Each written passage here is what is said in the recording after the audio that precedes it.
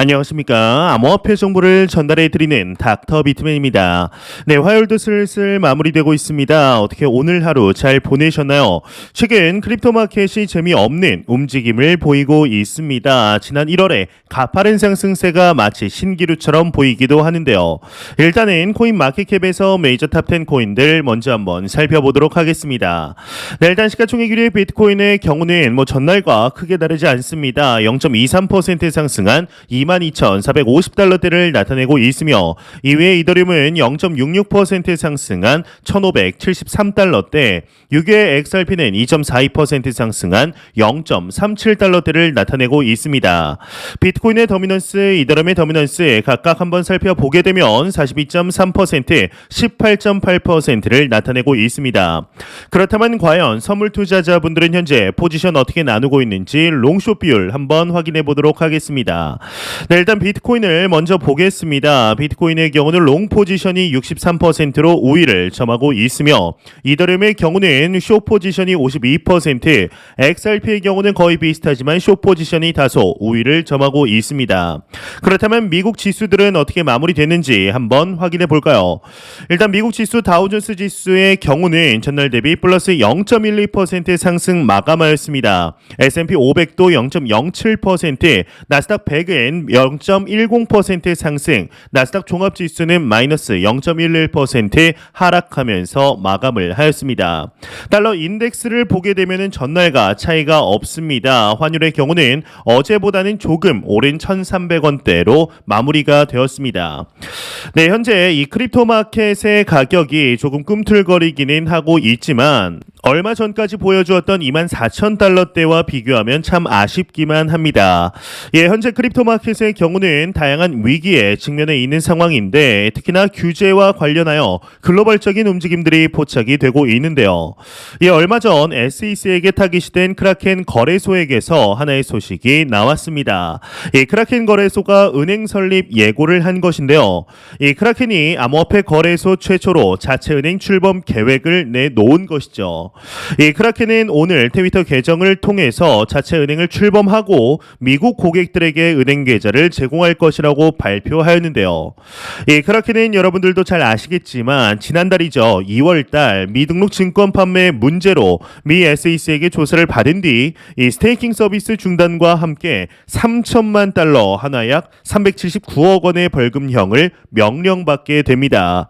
그런 만큼 크라켄의 정식 은행 출범 발표는 시장에서 다소 의외로 평가받고 있는데 이번 은행 설립 발표는 SEC로부터 한 차례 규제의 칼날을 맞은 크라켄이 정면 돌파를 택한 것으로 풀이가 되고 있습니다. 또한 지난해 2022년 12월부터 숱한 구설수에 오르고 있는 글로벌 1위의 암호화폐 거래소이죠. 이 바이낸스 관련 소식들도 지속적으로 나오고 있습니다. 이 팍소스와 BUSD 관련 소식들부터 얼마 전 이 바이낸스도 미등록 증권을 판매한 거래소라는 등 온갖 갖가지 이야기들이 나오고 있는 와중 오늘 전 SEC의 변호사로부터 충격적인 소식이 한 가지 나오게 되었는데 바로 이 바이낸스가 대규모 뱅크런이 일어날 수 있다라는 이야기가 나오게 된 것입니다. 이런 언급을 한 인물은 SEC의 전 변호사였던 존 리드 스타크라는 인물로 자신의 트위터 계정을 통해 바이낸스는 미국 규제기관의 감시를 피해 위조 화폐를 발행했고 그리고 유통했을 뿐만 아니라 거래 중개, 고객자산 수탁, 대출 제공, 결제 처리를 제공한 섀도우 뱅크이다라는 글을 남기게 된 것이죠. 여기서 말하는 섀도우 뱅크라는 것은 중앙은행의 규제를 피해서 은행과 유사하게 자금 대출 기능을 가진 금융사를 말하는데 이 스타크의 지적은 최근 바이낸스가 미국 규제기관의 타겟이 된 가운데 나와 큰 주목을 끌게 됩니다. 이 바이낸스의 경우는 지난 12월 뱅크런에 관한 이야기가 한 차례 나오게 되었죠. 이제 11월 FTX가 무너지고 이제 바이낸스도 무너질 수 있다라는 취지의 이야기였는데 이때 당시 미국 검찰이 돈스탁 혐의 등으로 바이낸스 CEO 이 자오장펑을 비롯한 경영진들에 대한 기소 여부를 검토하고 있다라는 소식이 알려지면서 이야기들이 빚어지게 됩니다. 하지만 이때 당시 큰 문제 없이 넘어갔죠. 그리고 4일 전이죠. 3월 3일 미국의 상원 의원들의 경우는 이 바이낸스는 불법 금융 활동의 온상이라며 아주 강력한 비판을 하게 되었습니다. 이러한 가운데 뱅크런에 관한 이야기까지 나오면서 마치 미국 정부가 전략적으로 FTX를 무너뜨린 보복 중 하나로 이 바이낸스를 무너뜨리려는 것이 아닐까 싶은 정도의 강도 높은 모습들이 나오게 되었죠. 참 지난해부터 올해 상반기까지 거래소 관련 이슈들은 숨도 못 쉴 정도로 나오고 있는데 현재까지 바이낸스 관련 나온 내용은 여기까지일 뿐 이제 추가적으로 왈가왈부할 필요는 없을 것 같습니다. 이제 정말로 바이낸스에서 뱅크런이 일어나게 된다면 크립토 마켓은 회복하는데 상당한 시간이 걸릴 정도로 치명적인 타격을 입게 될 텐데요. 이 비트코인의 가격 또한 전 저점이었던 15,800달러가 무너질 수도 있는 소식이죠. 실제로 이러한 일은 일어나지 않았으면 좋겠습니다. 이러한 부정적인 소식들도 나오고 있지만 그럼에도 긍정적인 소식들도 계속해서 나오고 있습니다. 현재 크립토 관련하여 수많은 기업들이 뛰어들고 있는 중이죠. 이제 이러한 현상은 수년 전부터 지속이 되어 왔는데 이 중 글로벌 1위의 온라인 상거래 업체이죠. 이 아마존에서 상당히 긍정적인 소식이 나왔습니다. 이제 아마존에서 내년도 아닌 다음 달 NFT 마켓플레이스를 출시한다라는 소식이 나온 것인데 자세한 내용 함께 보도록 하겠습니다. 네, 아마존 다음 달 NFT 마켓플레이스 출시 예정 헤드라인이 멋지게 장식이 되어 있습니다. 네, 아마존이 다음 달 대체 불가능 토큰 NFT 마켓플레이스를 출시할 계획인 것으로 나타났다고 합니다. 이제 6일 코인게이프는 익명 소식통 발언을 인용해 아마존이 오는 4월 24일 아마존 디지털 마켓플레이스를 공개할 계획이며 서비스는 미국 고객을 시작으로 글로벌로 확장할 예정이라고 보도를 했다고 합니다. 이어서 아마존 디지털 마켓플레이스는 출시 당일 15개의 NFT 컬렉션을 제공할 것으로 보이며 NFT 컬렉션들은 아마존 웹사이트 내에서 사용할 수 있다. NFT 구매는 아마존 계정과 신용카드를 통해서만 지원된다라고 덧붙였는데요. 이 아마존은 지난해부터 NFT 서비스를 시작할 계획이라고 밝혔지만 FTX 붕괴 이후 계획이 지연됐다라고 합니다.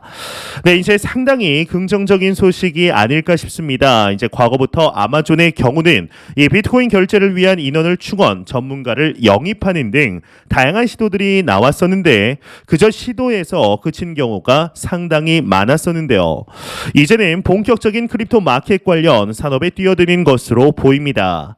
이 아마존의 경우는 AWS를 통해 이 클라우드 사업에서 독보적인 위치를 차지하고 있습니다. 심지어 이제 구글이나 마이크로소프트보다 점유율이 더욱 높은데요.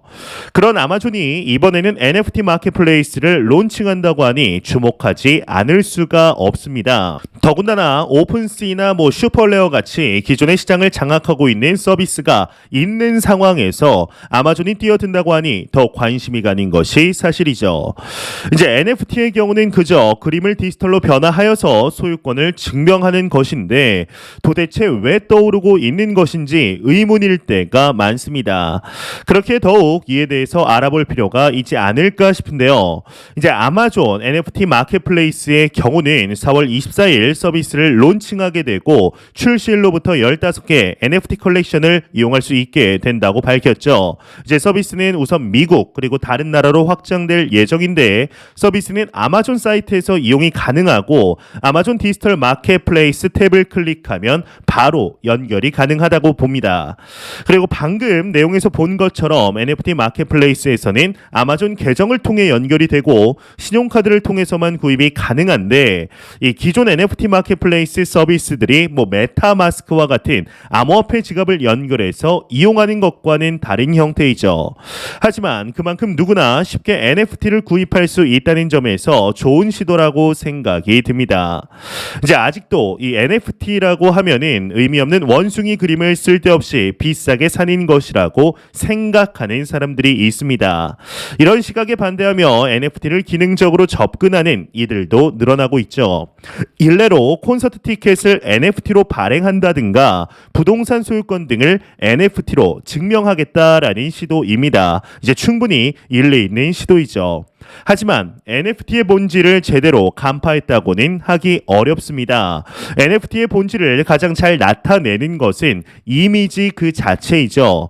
그렇다면 도대체 왜 원숭이 그림 하나가 그렇게 비싸게 거래가 되어야 할까요? 이제 이건 가치를 부여했기 때문입니다. 그리고 그 가치를 인정해주는 커뮤니티가 존재하기 때문이죠.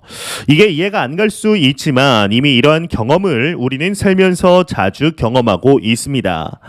이제 여러분들 혹시 이 만화 아시나요? 이제 유희왕이라는 카드 만화입니다. 카드로 상대방과 겨루면서 주인공이 성장하는 만화인데 저도 상당히 어렸을 때 보았던 기억이 있습니다. 이 만화에 나오는 카드는 당연히 오프라인으로 제작이 되어 수많은 만화 팬들 사이에서 상당한 인기가 있는데요. 그렇다면 지금 보시는 이 카드의 가격은 과연 얼마일까요? 이제 여러분들은 이 카드를 만약에 100만 원 주고 사라라고 한다면 사실 건가요?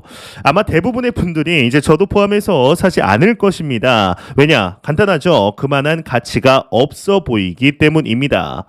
하지만 이 카드의 가치를 아는 사람들은 100만 원에 팔겠다라고 하면은 지구 반대편에서 가장 빠른 비행기를 타고라도 와서 살 것입니다. 얼마일까요?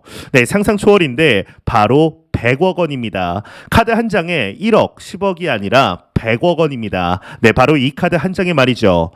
이 카드 이름이 이제 카오스 솔저라고 하는데 전 세계에서 딱 한 장밖에 없다고 합니다.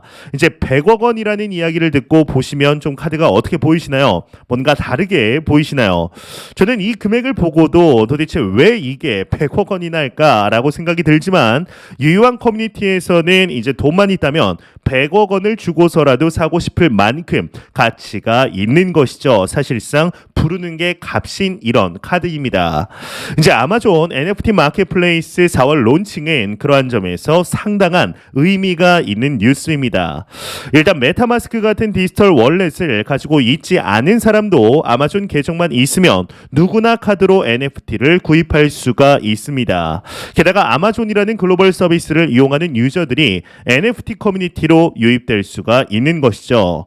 이제 따라서 NFT에 관심은 있었지만 아직 디지털 월렛이나 크립토커런시 자체에 대한 거부감 또는 허들을 너무 높게 봤던 사람들이 참여하기에 상당히 좋은 계기가 될 것으로 보입니다.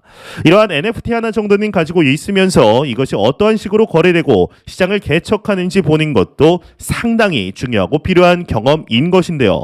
이제 앞으로 NFT의 중요성은 더더욱 커질 것으로 보이는데 이 자산군에 이제는 NFT도 당당히 자리할 날이 생각보다 빨리 올 것으로 보이네요. 네, 이러한 아마존 NFT와 관련된 소식과 더불어서 이제 얼마 전 리플 커뮤니티를 대표하는 변호사 이 존 디튼에게서 하나의 트윗이 올라왔었습니다. 이 존 디튼 변호사가 리플이 SEC와의 소송에서 패소하더라도 항소를 통해 대법원으로 재판을 옮겨갈 경우는 현상 유지는 할 수 있다라는 멘션을 남긴 것이죠. 그러면서 리플의 소송이 2개월가량 더 길어질 수도 있다라는 입장을 밝혔는데 많은 투자자들이 이번 SEC와의 리플 소송이 3월 말 결론이 날 것이라고 예상을 했지만 이게 더 길어지거나 패소할 경우 항소를 통해 현상 유지는 가능하다라는 것입니다. 이제 XRP 투자자들 입장에서는 당연히 지금 소송이 더 길어지는 것에 대해서 부정적이죠. 이에 오늘 완벽한 결론은 아니지만 혼란한 소송 속에 하나의 작은 판결이 이루어졌습니다. 미 법원에서 리플 사방면 상당히 긍정적인 소식이 한 가지 나온 것인데 전문가 증언 배제 신청 관련 리플사가 유리한 입장을 가져갔다고 합니다. 자세한 내용 함께 보겠습니다. 네, 헤드라인을 보게 되면 미 법원 SEC 대 리플 소송 전문가 증언 배제 신청 판결 유리한 쪽 없다 헤드라인이 장식이 되어 있습니다. 암호화폐 전문 미디어 유투데이에 따르면 미국 증권거래위원회 SEC와 XRP 진행 중인 이 미등록 증권 판매 소송 담당 판사 아날리사 토레스가 최근 원고와 피고 측이 제기한 전문가 증언 배제 신청 관련 판결을 내렸다고 합니다. 이와 관련 미디어는 이날 판결이 원고와 피고 어느 쪽에게 유리하게 작용할 수 있는 정도는 아니었으며 양측이 제기한 신청 중 일부만이 인용되고 나머지는 기각됐다. 다만 리플 측이 제기한 패트릭 두디의 증언 배제 신청이 인용된 것은 주목할 만한 부분이라고 진단을 했다고 하는데요. 이 SEC는 앞서 XRP 토큰 구매자들의 리플 측에 의존하는 토큰 상승 기대치를 분석하기 위해 이 패트릭 두디를 고용한 바 있지만 법원이 리플 측의 신청을 인용함에 따라 두디의 증언은 법정에서 활용될 수 없다고 합니다. 이와 관련 리플 지지자로 유명한 미국 암호화폐 전문 변호사 제레미 호거는 SEC가 XRP 토큰 구매자들의 타인에 의한 수익 기대치를 증명할 수 있는 유일한 전문가 증언이 배제됐기 때문에 이번 소송에서 SEC는 어려운 위치에 놓이게 됐다라고 평가했다고 하네요. 네, 상당히 리플사 방면으로 유리한 위치가 다시 한번 견고히 되었습니다. 그동안 이 문제에 대해서 기사에서 나온 이 타인의 노력에 의한 가치 상승에 대한 XRP의 성격을 수차례 이야기들이 나왔었죠. XRP가 증권이 아니다라는 리플사와 커뮤니티 그리고 크립토 마켓 전반에 있어서 위대한 1승이 추가되었다라고 봐도 무방한 정도입니다. 현재 이 소송과 관련하여서는 전 세계가 주목하고 있는 만큼 하나하나가 크립토 마켓 전반에 상당히 큰 영향력을 내비치게 되는 만큼 이번 판결은 크립토 투자자들에게 있어서도 의미 있는 소식으로 보이는데요. 네, 이제 얼마 전 존 디템 변호사는 리플이 승리할 것에 대해서 의심이 없다라는 것을 언급하면서 리플이 이미 승리했다라고 믿는다라는 사실을 밝혔습니다.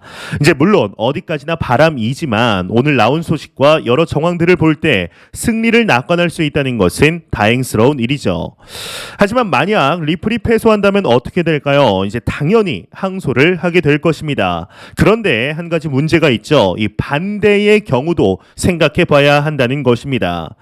과연 SEC가 패소할 경우 그들은 항소하지 않을까요?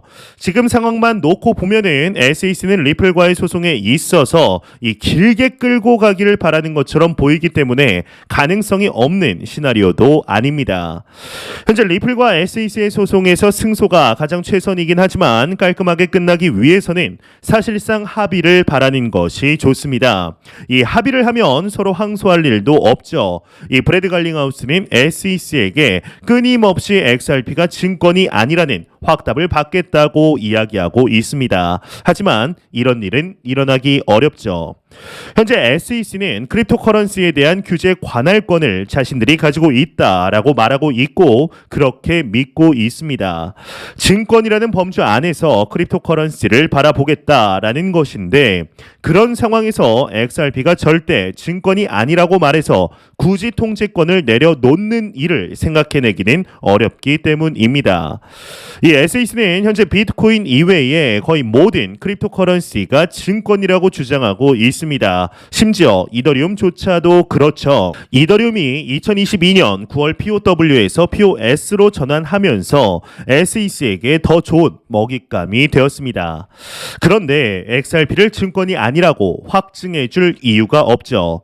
다만 리플이 프로젝트를 시작하기 위해 초기 판매한 XRP에 대해서는 증권성이 있었다고 인정을 하고 현재 거래 중인 XRP에 대해서는 증권이 아니라는 정도로 합의를 하면 충분히 서로 윈윈할 수가 있습니다. 물론 이제 리플사는 그로 인해 막대한 합의금을 SEC에게 주어야 하겠지만 이것이 둘 다 사는 길이죠. 우리 마음 같아서는 SEC가 이번 소송에 패소하면서 완벽하게 크립토 관할권을 CFTC로 이전하는 것이 최상의 시나리오이지만 이는 최상의 시나리오일 뿐 사실상 일어나기가 쉽지 않은 것이 사실입니다. 흔히 이제 우리는 XRP를 거대한 스캠이라고도 이야기를 합니다. 하지만 스캠이라고 말하기에는 이미 너무 많은 사람들이 XRP를 투자하고 있고 실제 XRP 레저나 CBDC 관련해서 상당히 전략적으로 움직이고 있기 때문에 스캠이라고 생각하지 않습니다. 하지만 다가오는 이제 2025년 상승장에서 2018년 전년의 고점을 넘지 못한다면 사실상 시장에서 크게 외면받을 가능성이 농후한 상태이죠. 네, 참 쉽지 않은 시간들 반복이 되고 있습니다. 과연 XRP의 경우는 이번 연도 소송이 마무리되게 되었을 때 그 어떠한 코인보다 높게 오를 수 있는 모습을 보여주게 될 것인지, 하루빨리 소송이 마무리되어서 그동안의 피눈물을 흘린 XRP 투자자들의 서름을 갚아줄 수 있기를 진심으로 바라보겠습니다. 네, 안 보고 가면 섭섭하겠죠. 마지막 크립토 공포 탐욕 지수입니다. 이제 전날 대비 1포인트 상승한 49포인트를 기록하면서 여전히 중립 단계를 나타내고 있습니다. 이 지수는 0이면 공포, 100이면 낙관을 의미하게 되죠. 네, 현재 크립토 퀀트에 의하면 비트코인이 3월 5일 하락으로 FTX 사태 이후 가장 큰 규모의 롱 포지션 청산이 발생했다고 밝혔습니다. 이 원인은 바이낸스에서의 대규모 현물 판매였다라고 하는데, 이 비트코인은 지난 일주일간 4.8%나 하락했고 이후에는 이렇다 할 움직임을 보이지 못하고 있습니다. 비트코인이 이렇게 약세를 보이고 있는 원인은 단기적으로는 실버게이트 사태 때문인데, 이 시장의 불안감은 지속이 되었습니다. 이 바이비트의 경우는 미국 달러인 USD의 입금을 일시 중단하였는데요. 10월 오전 12시부터는 바이비트의 USD 출금이 중단된다고 하죠. 바이비트 측 문제는 바이낸스조차도 겪고 있는 문제입니다. 이 카드 등을 통한 암호화폐 결제 등은 여전히 가능하므로 당분간 은행권이 안전되어야 해결될 문제로 보이는데요. 네, 이렇게 불안감이 증폭되다 보니 자연스럽게 암호화폐에 대한 불안감이 가격에 반영이 되고 있는 것으로 보입니다. 이런 상황에서 매크로에 길들여진 투자자들은 3월 FOMC에서 제롬 파월이 뭐라고 말하는지나 각종 지수에 귀를 기울일 수밖에 없는 상황인데요. 과연 비트코인의 지난 1월 상승은 신기루에 불과한 것이었을까요? 왜 코인 가격이 계속해서 안 좋은 흐름을 보이고 있는 것일까요?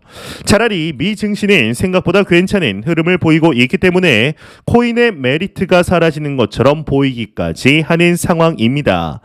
이럴 때는 자신의 투자를 돌아볼 필요가 있습니다. 투자의 경우는 장이 좋다고 지나치게 흥분한다거나 지금처럼 장이 어려울 때 모든 것을 다 접고 마치 투자를 안 하는 것처럼 구는 것은 성숙하게 투자하는 것과는 거리가 멉니다. 이 투자는 유행 따라 하면은 망하죠. 부동산이 유행할 때 부동산 투자를 하면 망하고 주식이 유행할 때 주식을 투자하면 망합니다.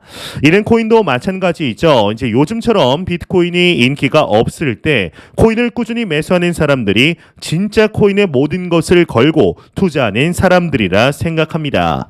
이제 오르든 빠지든 매월 비트코인을 매수할 수 있다면 코인의 관심을 끊지 않고 있다는 뜻이므로 진짜 투자자의 길로 들어왔다고 할 수 있습니다. 이제 코인을 투자하면서 1억 천금을 노려선 안 된다고 말하지만 이 대부분의 사람들이 그걸 바라고 코인판에 뛰어듭니다. 그래서 불장에 들어와 돈을 때려 넣고 물려서 손절을 치고 나가죠. 이제 피눈물이 납니다. 하지만 정작 지금처럼 재미없는 장에 비트코인을 분할 매수하며 꾸준히 포트폴리오를 빌드업하는 사람은 많지 않습니다. 이렇게만 해도 불장에 돈을 못 벌기가 정말 힘들죠. 현재 다시는 안 오를 것 같고 크립토 마켓이 망해 없어질 것이라고 생각하는 사람들은 거의 없습니다. 이 사이클상 완연한 초기 단계에 현재 진입을 하였으며 암호화폐 투자를 통한 경제적 자유의 도달을 잊지 않으시길 진심으로 바라보겠습니다. 제가 준비해온 소식은 여기까지입니다. 영상이 도움이 되셨다면 구독과 좋아요 그리고 광고 한 편만 처음부터 끝까지 시청 부탁드립니다. 이 채널은 오직 광고 수익으로 운영이 되게 됩니다. 항상 영상 시청해 주시는 시청자분들, 구독자분들 너무나 감사드립니다. 오늘 남은 시간 잘 마무리하시길 바라면서 저는 더욱 도움이 되는 영상으로 찾아뵙도록 하겠습니다. 지금까지 닥터 비트맨이었습니다. 감사합니다.